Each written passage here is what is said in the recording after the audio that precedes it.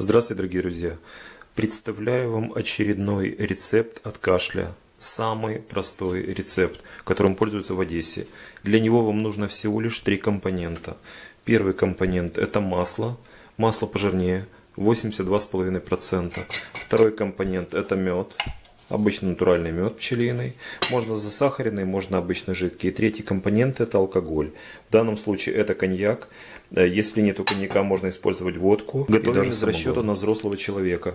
Если это ребенок, то надо взять не столовую ложку, а маленькую чайную ложечку.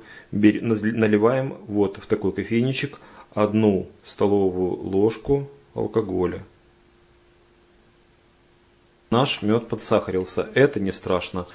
Туда же берем столовую ложку меда. Туда же мы добавляем столовую ложку масла. Дальше берете, делаете водяную баню. Кто не знает, это ставите водичку, чтобы она закипела.